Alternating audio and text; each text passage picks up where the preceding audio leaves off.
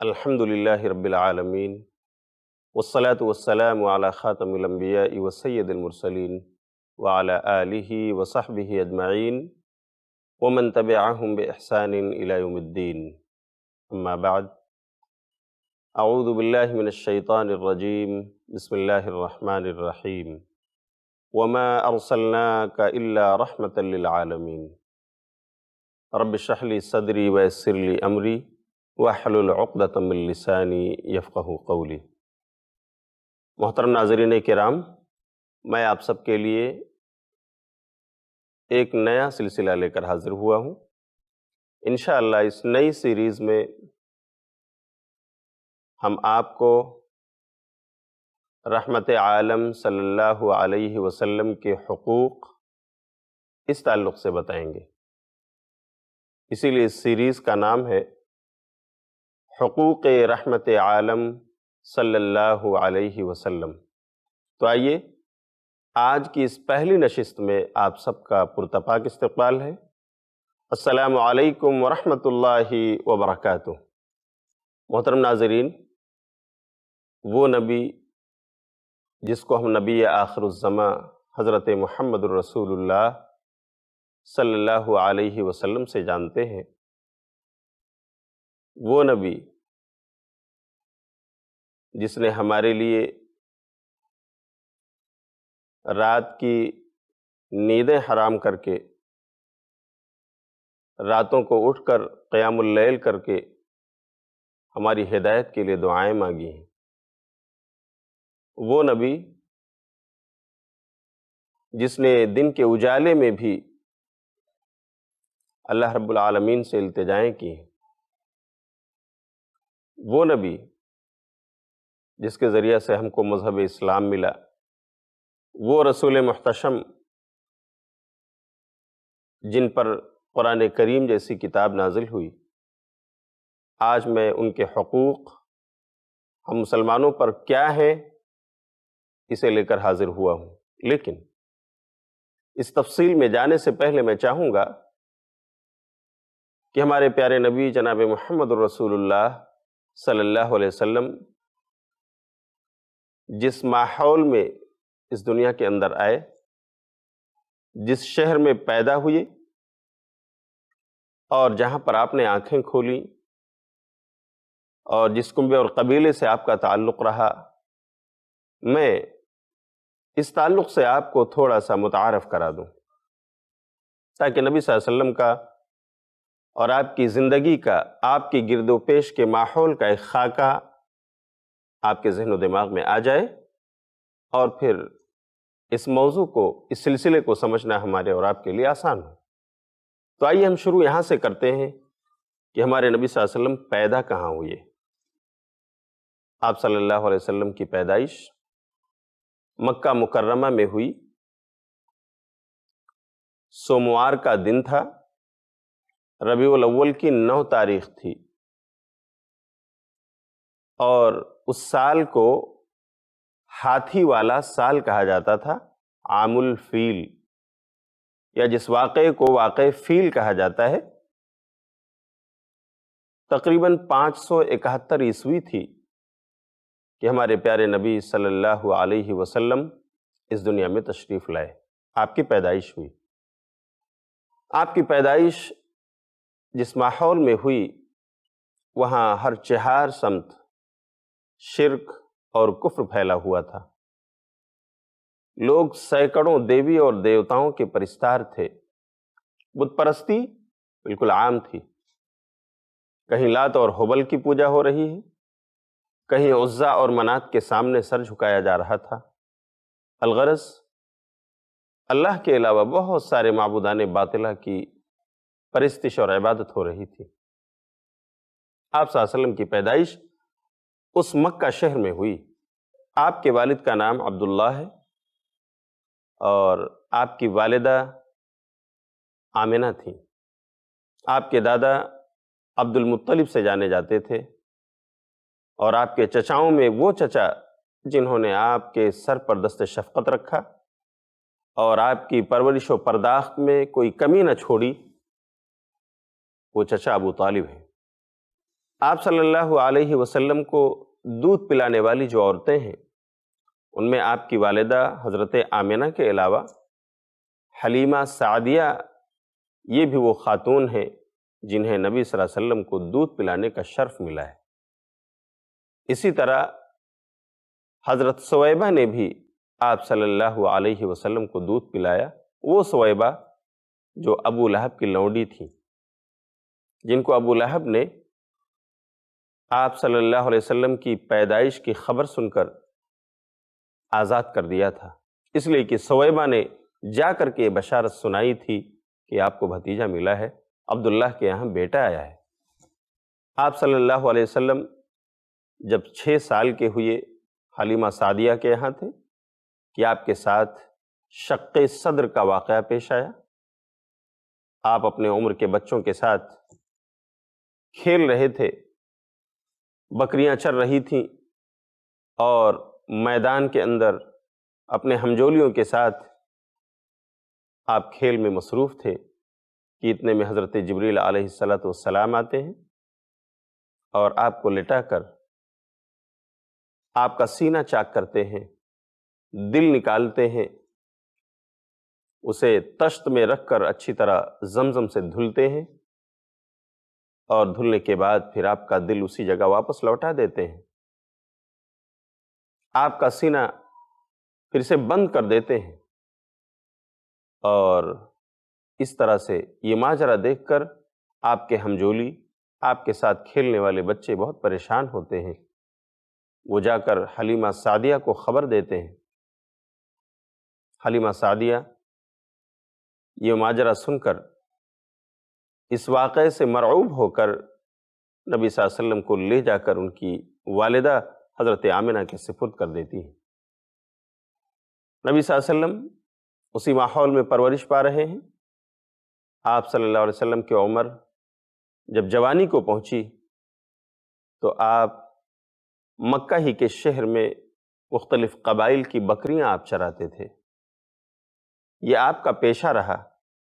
اور ناظرین کرام، آپ کے علم کے لیے یہ بتاتا چلوں کہ اکثر انبیاء کرام علیہم السلام نے بکریاں چرائی ہیں، اس لیے کہ اللہ نے اس مخلوق کو ایک کمزور مخلوق بنایا ہے اور ان کا چرواہا اس کے لیے بھی نرم دل ہونا یہ ایک فطری بات ہے۔ اس ریوڑ کی رکھوالی کرنے والا اسے بھی نرم دل ہونا چاہیے۔ اللہ رب العالمین نے اسی ماحول میں نبی صلی اللہ علیہ وسلم کی پرورش کی اور آپ کو بھی بکریاں چرانے کا یہ کام اللہ رب العالمین کی طرف سے گویا تربیت کے ضمن میں آپ کو بھی یہ کرنا پڑا۔ لیکن ہوا یہ کہ مکہ ہی کے شہر میں آپ صلی اللہ علیہ وسلم کی امانت اور دیانت کا چرچا ہوا، اور جب آپ 25 سال کی عمر کے تھے تو مکہ ہی کی ایک خاتون حضرت خدیجہ رضی اللہ تعالی عنہا جو تجارت پیشہ خاتون تھیں، لوگوں کو مزاربت کی بنا پر مزاربت کر کے تجارت کرنے کے لیے بھیجتی تھیں، اپنا سامان دیتی تھیں اور یہ کہتی تھیں کہ اگر آپ تجارت کر کے آتے ہو جو منافع ہوگا اس میں ہمارا اس طرح سے بٹوارا ہو جائے گا، ہم پروفٹ میں دونوں تقسیم کر لیں گے، اپنا اپنا جو حق ہے وہ لے لیں گے۔ نبی صلی اللہ علیہ وسلم کو جب آپ صلی اللہ علیہ وسلم 25 برس کے تھے تو حضرت خدیجہ رضی اللہ تعالی عنہا نے ملک شام کے ایک تجارت کے اس پر بھیجا اور کہا کہ آپ اگر ہمارا مال تجارت لے جا کر بیچتے ہو تو ہم آپ کو دوسروں سے زیادہ نفع دیں گے۔ بہرحال نبی صلی اللہ علیہ وسلم حضرت خدیجہ کے ایک غلام کے ساتھ شام کے سفر پہ تشریف لے گئے، آپ نے وہاں تجارت کی، اللہ نے آپ کو بہت زیادہ برکت عطا فرمائی، تجارت میں پروفٹ اور فائدہ ہوا۔ یہ چیز حضرت خدیجہ رضی اللہ تعالی عنہ کے لیے بڑی خوش کن تھی، آپ کی امانت و دیانت سے بہت متاثر ہوئیں، یہاں تک کہ خدیجہ رضی اللہ تعالی عنہ نے نبی صلی اللہ علیہ وسلم کو پیغام نکاح بھیجنے کا ارادہ کر لیا اور اپنی ایک سہیلی جن کا نام نفیسہ تھا ان کے ذریعہ سے یہ بات اپنے چچا سے کہی، اور حضرت خدیجہ کے چچا نے نبی صلی اللہ علیہ وسلم کے چچا ابو طالب سے بات کیا اور اس طرح سے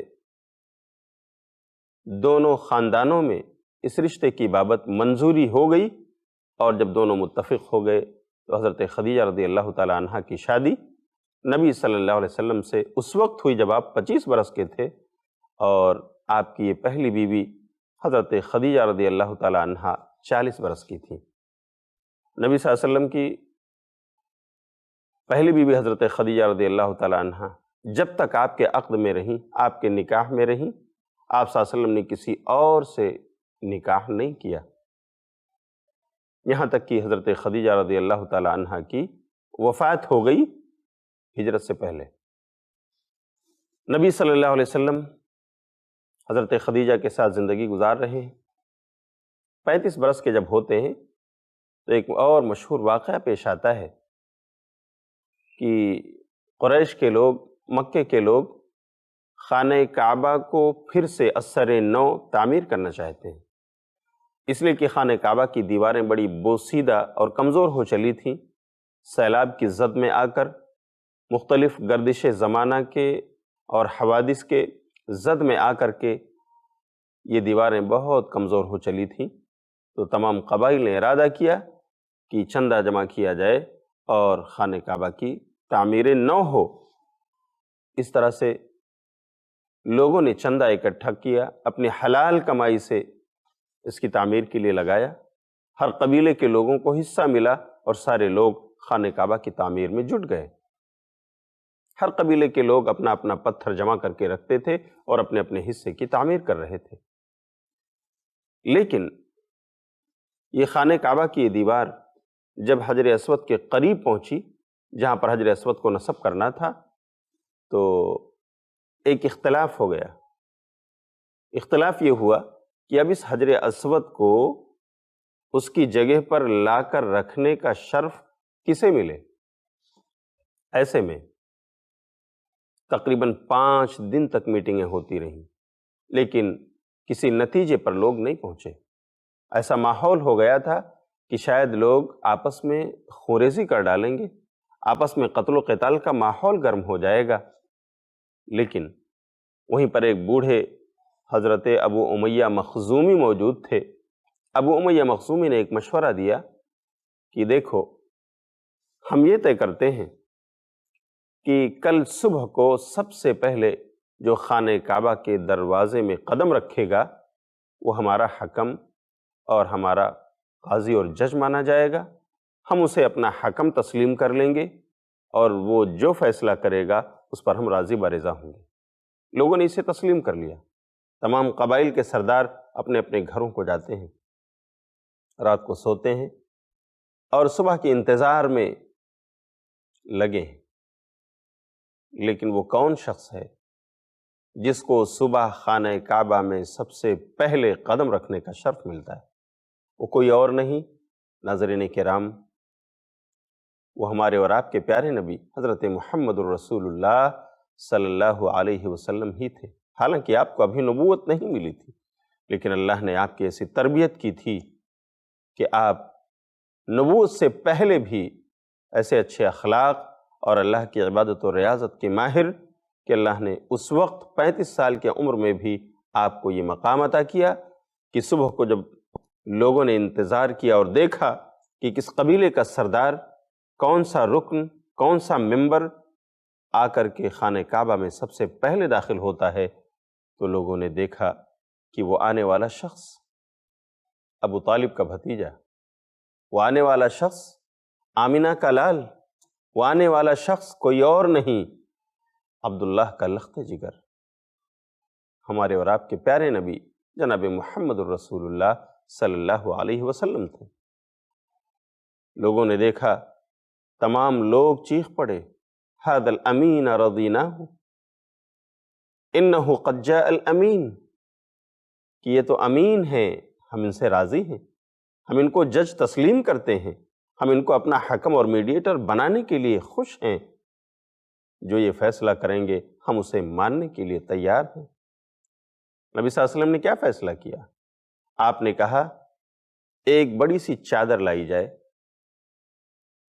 چادر لائی گئی، بچھا دی گئی، آپ صلی اللہ علیہ وسلم نے حجر اسود کو اپنے ہاتھوں سے اٹھا کر چادر کے بیچ میں رکھ دیا، اس کے بعد آپ نے تمام قبائل کے سرداروں کو حکم دیا کہ آپ ہر ایک اس چادر کے کونے سے لگ جائیں، اس چادر کے جس کونے میں جس کو جہاں جگہ ملے اس چادر کو پکڑ کر اٹھائیں۔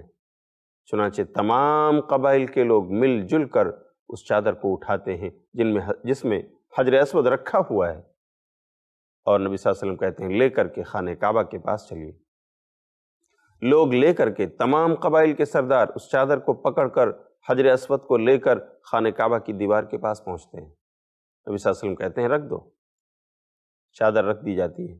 آپ آگے بڑھتے ہیں اور خانہ کعبہ کے دیوار میں نصب کرنے کے لیے حجر اسود کو اپنے ہاتھوں سے اٹھاتے ہیں اور لے جا کر اس مقام پر رکھ دیتے ہیں۔ ساری قوم خوش ہے، سارے قبائل خوش ہیں۔ اللہ اکبر، کیا فیصلہ تھا آپ کا! یہ فیصلہ زمانے نبوت سے پہلے کا فیصلہ ہے۔ اللہ نے آپ کو اتنا بڑا عہدہ اور مرتبہ نبوت سے پہلے عطا فرمایا کہ مکے میں آپ کی امانت، آپ کی دیانت، آپ کے فیصلے کے چرچے ہونے لگے۔ ویسے بھی مکے کے لوگ آپ کو امین، آپ کو امانت دار اور دیانت دار جانتے ہی تھے۔ اس طرح حضرت خدیجہ رضی اللہ تعالی عنہ کے ساتھ رہتے ہوئے آپ غار حرا جانے لگے۔ اللہ کی عبادت اور ریاضت کے لیے آپ اپنی بیوی حضرت خدیجہ رضی اللہ تعالی عنہ سے ٹفن بنوا کر اپنی روٹیاں یا کھانے پینے کے سامان جو بھی اس زمانے میں میسر تھے اسے لے کر آپ اللہ کی عبادت کے لیے غار حرا جانے لگے۔ وہاں جا کر کے اللہ کی عبادت میں مصروف رہتے، اس کے ذکر و فکر میں لگے رہتے تھے کہ اللہ رب العالمین نے 40 سال کی عمر میں آپ کے پاس اپنے فرشتے حضرت جبریل علیہ السلام کو بھیجا۔ جبریل علیہ السلام نبی صلی اللہ علیہ وسلم کے پاس کب آئے؟ یہ رمضان المبارک کا مہینہ، رمضان المبارک کا آخری عشرہ، اور اکثر سیرت نگاروں نے یہ ذکر کیا ہے کہ یہ رمضان کی 21ویں رات تھی، شب قدر تھی کہ حضرت جبریل علیہ السلام نبی صلی اللہ علیہ وسلم کے پاس تشریف لائے اور کہا اقرأ، اے محمد پڑھو صلی اللہ علیہ وسلم۔ آپ نے کہا ما انا بقاری، کہ میں تو پڑھنا نہیں جانتا ہوں۔ حضرت جبریل نے کہا پڑھو، آپ نے کہا میں پڑھا ہوا نہیں ہوں۔ اس طرح حضرت جبریل علیہ السلام نے آپ کو زور سے بھینچا اور کہا اقرأ بسم ربک الذی خلق، خلق الانسان من علق، اقرأ وربک الاکرم الذی علم بالقلم علم الانسان ما لم يعلم۔ یہ پہلی وحی تھی، سورہ علق کی 5 آیات تھیں جو اللہ کے حکم سے نبی آخر الزماں حضرت محمد الرسول اللہ صلی اللہ علیہ وسلم پر حرا کے غار میں حضرت جبریل کے واسطے سے نازل ہوئیں۔ آپ صلی اللہ علیہ وسلم وہاں سے اپنے گھر تشریف لائے۔ آپ بہت ہی گھبرائے ہوئے ہیں، آپ کے چہرے پر مرعوبیت طاری ہے، آپ ڈرے اور سہمے ہوئے ہیں۔ آ کر اپنی بیوی حضرت خدیجہ رضی اللہ تعالی عنہ سے کہتے ہیں زملونی زملونی، مجھے چادر اوڑھا دو، مجھے چادر اوڑھا دو۔ آپ کو چادر دی جاتی ہے، آپ کے جسم سراپا پر چادر ڈال دی جاتی ہے، آپ تھوڑی دیر کے لیے سو جاتے ہیں۔ آرام کرنے کے بعد جب تھوڑا افاقہ ہوتا ہے، یہ خوف اور دہشت کا ماحول ذرا کم ہو جاتا ہے، تو حضرت خدیجہ رضی اللہ تعالی عنہ آپ کے پاس آ کر پوچھتی ہیں اے میرے سرتاج، کیا ماجرا ہے؟ آج آپ اس طرح سے خلاف معمول سہمے اور ڈرے ہوئے کیوں نظر آ رہے ہیں؟ نبی صلی اللہ علیہ وسلم نے کہا اے خدیجہ انی خشیت علی نفسی۔ ناظرین کرام، یہ واقعہ صحیح بخاری کتاب و بدء الوحی میں ہے، حدیث نمبر 3۔ روایت کو بیان کرنے والی، قصے کو ہم تک پہنچانے والی اما عائشہ رضی اللہ تعالی عنہ، وہ کہتی ہیں کہ نبی صلی اللہ علیہ وسلم نے بیان فرمایا کہ ان کی بیوی خدیجہ نے چادر اڑھائی اور آ کر تھوڑی دیر کے بعد ان کی خیریت پرسی کی اور پوچھا۔ اس پر نبی صلی اللہ علیہ وسلم نے جواب دیا اے خدیجہ انی خشیت علی نفسی، مجھے اپنے آپ پر ڈر محسوس ہو رہا ہے، میں اپنی جان پر خطرہ محسوس کر رہا ہوں۔ لیکن ایسے میں اس وفادار بیوی، آپ کی جانثار بیوی حضرت خدیجہ رضی اللہ تعالی عنہا، جو اطاعت کی پیکر تھیں، نہایت ہی وفادار وفا شعار تھیں، انہوں نے کہا، آپ کو تسلی دی، آپ کو ڈھارس بدھائی۔ کیا پیارے جملے تھے حضرت خدیجہ رضی اللہ تعالی عنہا کے، جو انہوں نے اپنے شوہر نامدار حضرت محمد الرسول اللہ صلی اللہ علیہ وسلم کے لیے اپنی زبان سے ادا کی۔ کیا کہا تھا خدیجہ نے؟ خواتین کے لیے یہ الفاظ بہت ہی باعث عبرت ہیں کہ کس طرح وہ اپنے شوہروں کو ایسے موقعوں پر تسلی دیں جیسا حضرت خدیجہ رضی اللہ تعالی عنہا نے نبی صلی اللہ علیہ وسلم کو دی۔ آپ کہتی ہیں، کلا واللہ ما یخزیک اللہ ابدا، ہرگز ایسا نہیں، اللہ کی قسم ہے اللہ تعالیٰ آپ کو رسوا نہیں کرے گا۔ کیوں نہیں کرے گا؟ صفات آپ کی بیان کرتی ہیں، آپ کے خصائل کو اجاگر کرتی ہیں، اور آپ کی خدمت خلق کے کلمات ان کی زبان سے جو ادا ہوتے ہیں، دلیل کے طور پر وہ یہ ہیں، کہتی ہیں اللہ آپ کو رسوا نہیں کرے گا۔ ما یخزیک اللہ ابدا انک لتصل الرحم، اس لیے کہ میرے سرتاج آپ رشتہ داریاں جوڑتے ہیں، کاٹنے والوں سے بھی آپ جا کر ملتے ہیں، ناراض ہونے والوں کو بھی آپ مناتے ہیں، آپ رشتہ داریوں کا حق ادا کرتے ہیں۔ انک لتصل الرحم وتحمل الکل وتکسب المعدوم وتقری الضیف وتعین علی نوائب الحق۔ پہلی بات جو بیان کی حضرت خدیجہ نے وہ یہ رضی اللہ عنہا و ارضاہا کہ آپ صلہ رحمی کرتے ہیں، رشتہ داریاں جوڑتے ہیں، اور دوسری بات جو بیان کی وہ یہ کہ اللہ کیوں آپ کو رسوا نہیں کرے گا۔ وتحمل الکل، اس لیے کہ آپ بوجھ والے کا بوجھ اٹھاتے ہیں، آپ دیکھتے ہیں کوئی آدمی بوجھ لے کر جا رہا ہے، اسے اس کی منزل تک پہنچانے کے لیے اس کی مدد کرتے ہیں۔ وتکسب المعدوم، اور کوئی ایسا ہے جو کما نہیں پاتا تو آپ اس کے لیے کماتے ہیں، آپ اس کے لیے ذریعہ بن جاتے ہیں۔ وتقری الضیف، آپ مہمانوں کی مہمان نوازی کرتے ہیں، چاہے وہ کوئی آپ کا اپنا ہو یا پرایا، اگر وہ مہمان بنا تو آپ اس کی ضیافت کا حق ادا کرتے ہیں۔ وتعین علی نوائب الحق، حق کی راہ میں، انصاف کی راہ میں آنے والی پریشانیوں پر آپ لوگوں کی مدد کرتے ہیں۔ اے میرے سرتاج، اللہ آپ کو کیسے رسوا کر سکتا ہے؟ آپ تسلی رکھیں، آپ کے ساتھ ایسا نہیں ہوگا۔ اللہ اکبر۔ یہ تھی وفادار بی بی حضرت خدیجہ رضی اللہ تعالی عنہا، جو آپ کو ڈھارس بندھاتی ہیں، اور اتنا ہی نہیں، پھر اپنے رشتہ دار ورقہ بن نوفل کے پاس لے جاتی ہیں، اور وہاں ورقہ بن نوفل کے پاس ساری داستان بیان کرتی ہیں۔ نبی صلی اللہ علیہ وسلم سے بھی ورقہ پوچھتے ہیں، اور جب پتہ چلتا ہے کہ اس طرح کے واقعات ہوئے تو ورقہ بن نوفل کہتے ہیں کہ یہ تو وہی ناموس ہے، یہ تو وہی فرشتہ ہے جو اس سے پہلے موسیٰ اور عیسیٰ کے پاس آتا تھا۔ بشارت ہے آپ کے لیے، بشارت نبوت ہے آپ کے لیے۔ کاش میں اس وقت زندہ ہوتا۔ ورقہ بن نوفل نے یہاں تک کہا، جو ایک عیسائی عالم دین تھے، اہل کتاب میں سے تھے، انجیل کو پڑھے ہوئے تھے جس میں نبی کی بشارتیں موجود تھیں، وہ کہتے ہیں کاش میں اس وقت موجود ہوتا جب آپ کو آپ کے شہر کے لوگ نکال دیں گے تو میں اس وقت آپ کی مدد کرتا۔ لیکن ہوا یہ کہ ورقہ بن نوفل کچھ ہی دنوں میں انتقال کر گئے۔